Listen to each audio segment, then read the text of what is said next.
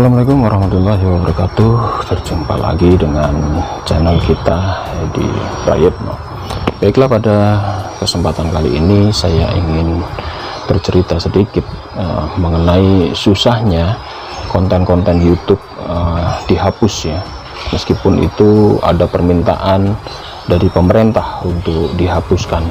Misalkan channelnya si MKC, kemudian channel si Saifuddin Ibrahim, meskipun dari Menkominfo beberapa kali juga sudah mengatakan akan menghapus konten-konten yang meresahkan masyarakat ini, ternyata konten itu sampai hari ini masih tetap saja bertahan.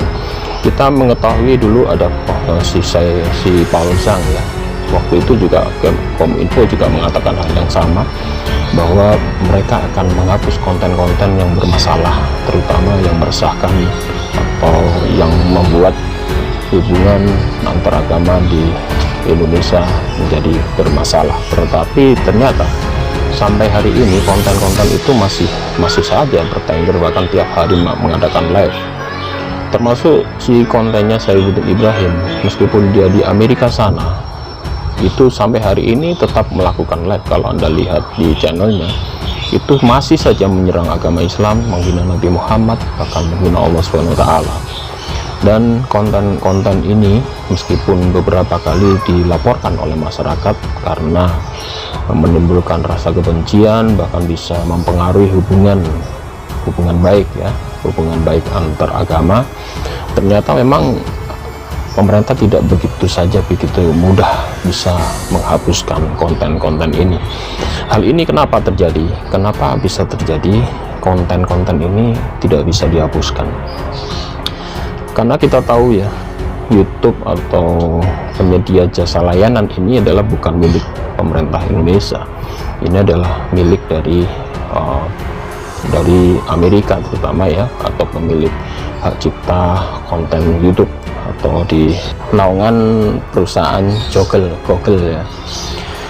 Jadi bagaimana prosedurnya kalau kita ingin menghapuskan atau mengajukan permintaan penghapusan? Memang ada beberapa tahapannya, dan itu bisa dilakukan oleh masyarakat. Sebetulnya pemirsa bisa memilih ya, kalau di konten seseorang itu ada pilihan di pojok kanan, itu ada titik 3, bisa dipilih dan bisa dilaporkan untuk ditinjau untuk dihapus.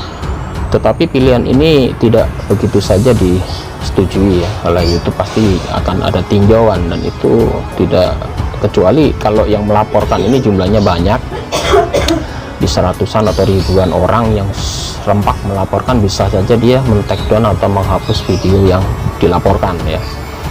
Tetapi kalau hanya beberapa orang yang melaporkan, itu tidak akan bisa berpengaruh banyak. Bahkan permintaan dari pemerintah pun itu kadang-kadang tidak disetujui oleh pihak YouTube ya. Dalam hal ini ada sebuah pemberitaan bahwa ternyata di Indonesia ini adalah negara terbanyak yang meminta penghapusan konten. Ini menurut Google di kantornya ya.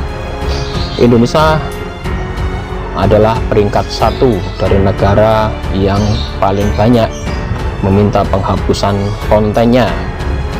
Google mencatat Indonesia jadi negara yang paling banyak menghapus dan mengajukan permintaan untuk penghapusan konten atau informasi di media Google, baik itu YouTube atau Facebook ya. Catatan ini didapat dari berbagai layanan Google seperti Google Search, kemudian YouTube, Facebook, dan lain-lain. Hal tersebut berdasarkan laporan transparansi periode Januari hingga Juni, bahkan sampai Desember tahun 2021 ya, 21 tahun yang lalu, yang telah diterbitkan oleh Google. Dalam laporan tersebut, Indonesia berada di urutan pertama negara yang paling banyak meminta penghapusan konten, diikuti oleh Rusia, kemudian Kazakhstan. Untuk permintaan penghapusan konten dari pemerintah ke Google, Vice President Trust dan Safety Google David Graff menyebut bahwa pengadilan dan lembaga pemerintah di seluruh dunia secara teratur mengharuskan Google untuk menghapus konten dan informasi dari berbagai layanan miliknya. Kemudian kata Gref mengutip pemberitaan CNN Indonesia, Gref juga mengatakan bahwa pihaknya menghargai akses ke informasi mereka. Mereka berupaya meminimalkan penghapusan yang melampaui jangkauan apabila memungkinkan dengan mempersempit cakupan tuntutan pemerintah dan memastikan bahwa mereka diizinkan oleh undang-undang yang relevan. Selain itu, Google melaporkan permintaan aktor swasta secara terpisah di bawah sistem penghapusan konten yang ditetapkan oleh berbagai pemerintah seperti Digital Millennium Copyright. Dengan penggunaan layanan Google yang meningkat, laporan transparansi Google menunjukkan jumlah permintaan pemerintah untuk penghapusan konten juga meningkat, baik untuk volume permintaan yang diterima Google maupun jumlah item individu konten yang ingin dihapus. Gref mengatakan bahwa Google juga melihat peningkatan yang signifikan dalam jumlah undang-undang yang mengharuskan informasi ini harus dihapus dari layanan online. Undang-undang tersebut berbeda-beda di tiap negara, dan dari pihak Google merasa memang di setiap negara mempunyai kebijaksanaan sendiri-sendiri. Tetapi Google juga mempunyai aturan juga untuk masalah aturan komunitas ini, bahwa Google melihat adanya undang-undang baru yang membebankan pada tanggung jawab individu kepada tanggung jawab yang ingin dia sebarkan. Jadi Google juga menyadari bahwa di tiap negara ada aturan-aturan. Kemudian Google juga mempunyai batasan-batasan apa saja yang perlu dihapus atau tidak, selama itu masih dalam koridor aturan-aturan komunitas yang dia tetapkan. Tidak mudah ya. Jadi meskipun ada permintaan dari pemerintah sekalipun, Google juga mempunyai klasifikasi tersendiri mana konten yang dihapus atau tidak. Itu hak mereka dan itu tidak bisa kita paksa ya, karena ini konten milik mereka. Kita orang Indonesia hanya sebagai pengguna ya. Kemudian tadi sudah disebutkan bahwa ada daftar ya yang paling banyak. Jadi ternyata permintaan penghapusan itu terbanyak adalah dari Indonesia. Indonesia menempati ranking pertama dari 10 negara ya. Jadi Google Indonesia mempunyai aturan-aturan ya yang jelas.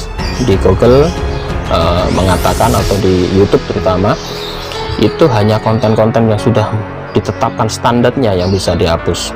Itu ada 11 standar pokok ya, yang kalau melanggar ini pasti dihapus. Pertama adalah konten pornografi, kemudian yang kedua adalah konten yang mengandung ujaran kebencian, kemudian yang ketiga adalah konten yang menampilkan kekerasan secara vulgar, yang keempat konten yang merugikan dan berbahaya, kelima adalah cyberbully atau pelecehan, yang keenam adalah ancaman atau intimidasi yang melanggar privasi, yang ketujuh adalah perlindungan untuk anak-anak, yang kedelapan adalah meniru identitas, jadi plagiat tidak boleh. Kemudian yang 9 spam atau metadata yang clickbait yang menyesatkan, yang 10 adalah pelanggaran hak cipta atau plagiator, dan 11 yang adalah pelanggaran privasi seseorang. Ini adalah 11 batasan ya, 11 batasan yang ditetapkan oleh Google. Dan untuk kebebasan menyatakan pendapat itu Google masih menghormatinya ya. Jadi kadang-kadang untuk mengutarakan pendapat, mengkritik, baik itu kritik kepada pemerintah atau kritik pada agama, bahkan pada hal-hal yang dinilai sensitif, itu oleh Google kadang-kadang masih diperbolehkan, karena di Amerika menganut kebebasan menyatakan pendapat, dan ini sering yang bermasalah ya. Jadi kalau di Indonesia ini melanggar undang-undang mungkin undang-undang pelecehan agama dan sebagainya, tapi di Amerika sana itu tidak termasuk pelanggaran. karena dianggap itu adalah kebebasan berpendapat. Jadi kadang-kadang inilah yang menyebabkan konten-konten seperti milik Pausang, kemudian si MKC sampai hari ini itu masih ada. Bahkan si Saifuddin Ibrahim berkali-kali pemerintah bilang mau menghapus, tapi nyatanya nggak bisa. Jadi konten-konten ini ternyata sama YouTube dan Google masih dipertahankan dan dinilai itu tidak melanggar meskipun dilaporkan oleh pemerintah sekalipun. Jadi ini adalah sebuah informasi tambahan buat Anda sekalian ya, yang mempertanyakan kenapa sih konten-konten mereka yang membuat resah masyarakat ini kok tidak dihapuskan. Jadi ini memang sulitnya di situ, karena ini konten bukan karena ya penyedia media ini bukan milik kita ya, kita hanya pengguna saja.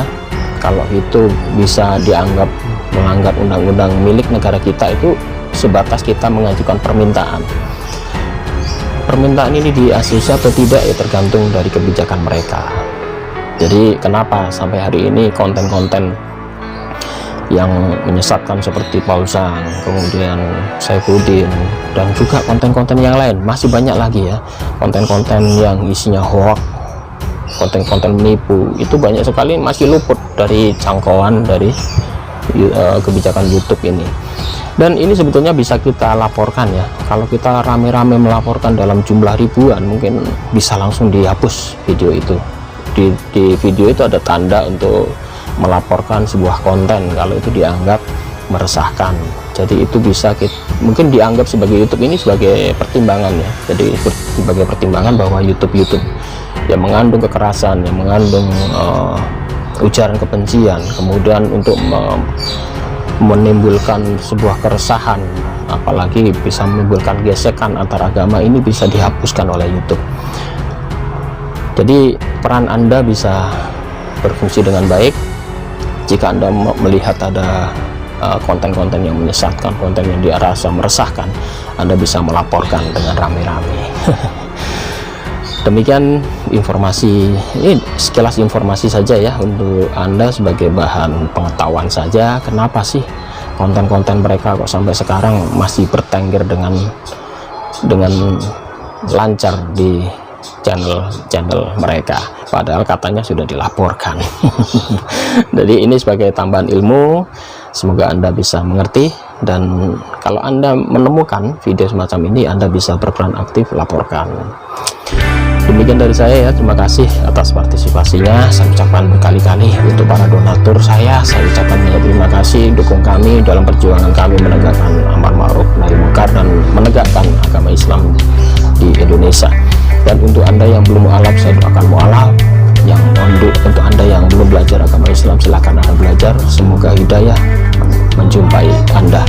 Demikian dari saya, mohon maaf jika ada kesalahan. Wassalamualaikum warahmatullahi wabarakatuh.